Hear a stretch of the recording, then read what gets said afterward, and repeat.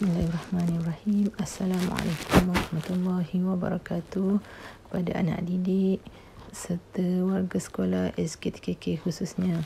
Alhamdulillah, syukur kita kehadrat Allah Subhanahu Wa Taala kerana dengan limpah dan rahmatnya dapat kita bertemu dalam tazkirah Ramadan pada kali ini. Terlebih dahulu saya ingin mengucapkan salam pecutan 10 malam terakhir Ramadan. Moga kita sentiasa istiqamah dalam memperbaiki segala amal ibadah kita dan mohon juga moga Allah Subhanahu Wa Taala menerima segala amalan kita. InsyaAllah di kesempatan hari ini saya akan membicarakan serba sedikit tentang adab-adab atau amalan-amalan sunat yang dituntut untuk kita lakukan ketika menyambut Aidilfitri.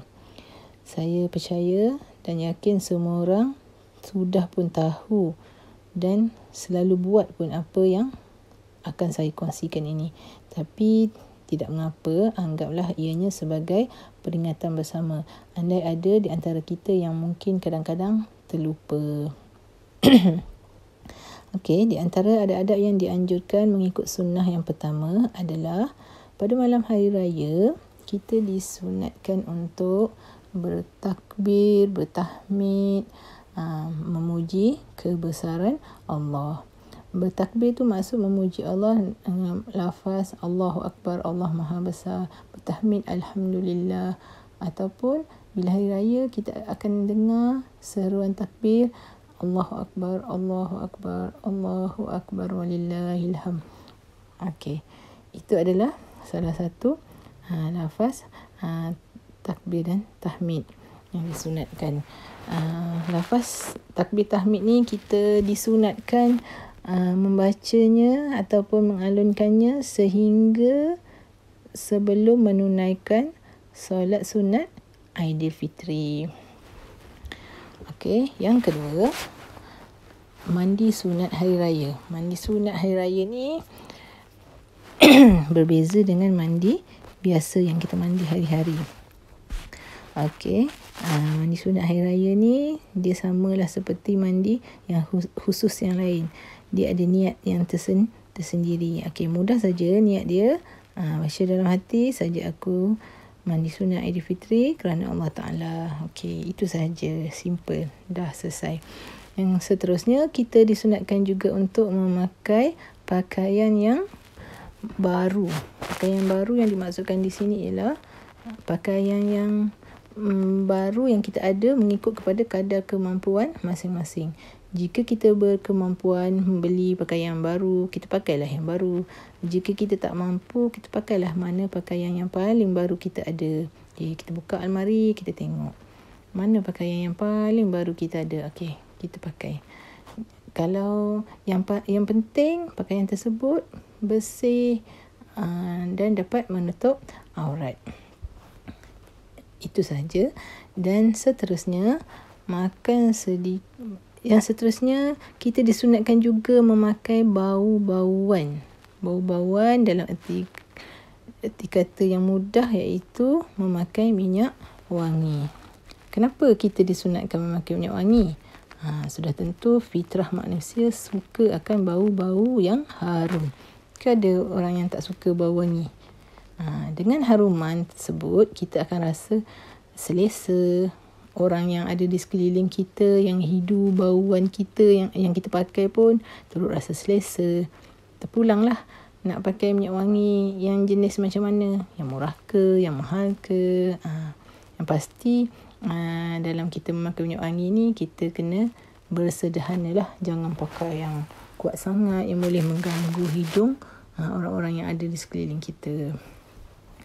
Seterusnya, makan sedikit sebelum pergi ke masjid. Maksudnya sebelum nak pergi tunaikan solat tu, kita disunatkan makan sedikit.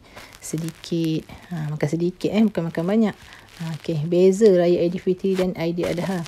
Aidiladha kita disunatkan makan selepas balik daripada solat hari raya. Tapi Aidilfitri kita disunatkan makan sedikit sebelum pergi solat Aidilfitri. Jangan makan banyak pula. Nanti kita akan rasa tak selesa pada perut ketika nak solat nanti. Mungkin sakit perut, rasa nak buang air ke apa ke. Maklum sajalah, kita ni dah sebulan tak sarapan waktu pagi. Tiba-tiba hari raya kita terus nak makan terus banyak. Mungkin ada perubahan pada perut kita. Okey, seterusnya bersegera datang ke masjid. Maksud bersegera ni macam mana? Sekiranya kita sebagai makmum, kita disunatkan datang awal ke masjid untuk sama-sama mengalunkan takbir tadilah, takbir tahmid tadi. Okey, bersama-sama dengan makmum yang lain. Sebagai berbeza dengan imam pula. Imam ni disunatkan datang lewat sikit. Lewat sikit lah, bukan lewat banyak. Nanti kan makmum tu tunggu-tunggu pula. Okey, lewat sikit tu macam mana? Contoh, kalau setiap masjid tu biasa dia dah tetapkan solat Aidilfitri akan ditunaikan pada pukul 9 pagi. Okey, dalam Pak Imam bolehlah datang dalam lebih kurang pukul 8.50 ke. Okey. Tak lambat sangat, tak cepat sangat. 8.50 Pak Imam datang. Dia bolehlah tunaikan solat tahiyatul masjid sekejap. Lepas tu dia melafazkan takbir raya. Lepas tu boleh mulakan solat sunat hari raya. Maksudnya dia beri peluang kepada jemaah lain untuk banyakkan mengalunkan takbir dan tahmid tadi. Sebab lepas solat sunat kita dah tak digalakkan ataupun disunatkan lagi untuk melafazkan takbir raya tersebut. Okey, seterusnya berjalan kaki ke masjid. Kenapa disunatkan berjalan kaki? Sebagaimana baginda sallallahu alaihi wasallam pun berjalan kaki ke masjid, dan kita pun maklum bahawa rumah Nabi dengan masjid tu sangatlah dekat. Tak macam rumah kita sekarang kan. Okey, zaman sekarang ni kalau nak berjalan kaki pun kita tengok macam susah kan, macam jarang lah kita nak tengok orang pergi masjid jalan kaki, kecuali rumah dia memang sebelah masjid macam tu lah. Okey. Kita dalam keadaan ni kita kena ikut situasi. Kalaulah rumah kita jauh dengan masjid, tak salah kita guna kenderaan biasa yang kita ada. Naiklah kereta, naiklah kereta ataupun kenderaan apa saja yang memudahkan kita. Okey, lagi satu, kita disunatkan juga untuk pergi ke masjid. Jika ada laluan yang berbeza, pergi dan balik, kita disunatkan untuk lalu pergi laluan lain, balik laluan lain. Okey, jika tak ada satu laluan je, tak ada apa masalah, lalu dan balik ikut jalan yang sama. Seterusnya, bila kita dah pergi masjid, kita akan jumpa kawan-kawan kita atau sesiapa sajalah pada hari sunat, pada hari raya tu, waktu kita ziarah menziarahi, kita disunatkan untuk mengucapkan tahniah.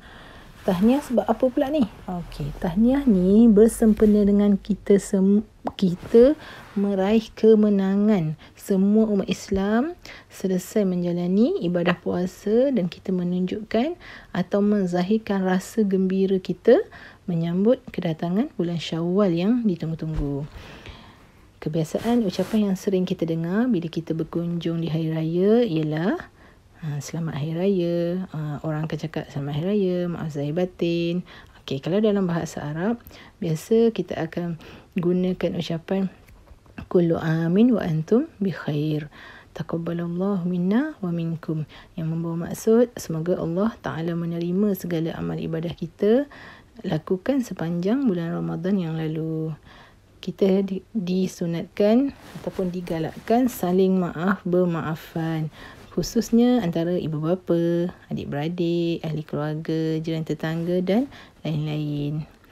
Di hari raya ni kita disunat bergembira atas nikmat bahagia yang Allah kurniakan kepada kita, kerana tidak semua orang akan dapat mengecapinya. Contoh, kalau kita tengok saudara se-Islam kita yang berada di negara-negara yang sedang mengalami krisis peperangan dan pelbagai lagi, mereka ni tidak dapat mengecapi nikmat hari raya sebagaimana yang kita kecapi hari ini. Kesimpulan daripada tazkirah pada hari ini adalah hendaklah kita sentiasa menghargai pasangan kita, anak-anak kita, adik-beradik, ahli keluarga yang terdekat khususnya. Lakukanlah apa-apa sahaja yang boleh membahagiakan hati kita dan orang-orang yang berada di sekeliling kita. Untuk akhirnya, moga Allah panjangkan usia kita dapat sama-sama menyambut hari raya pada tahun ini yang bakal tiba tak lama lagi, dan kita juga insya-Allah akan menunaikan ibadah puasa dalam beberapa hari sahaja lagi. Moga Allah sentiasa merahmati dan mengampunkan segala dosa-dosa kita. Seterusnya kita dimasukkan ke dalam syurganya insya-Allah. Saya akhiri tazkirah pada kali ini dengan lafaz wabillahil hidayah wat taufiq. Wassalamualaikum warahmatullahi wabarakatuh.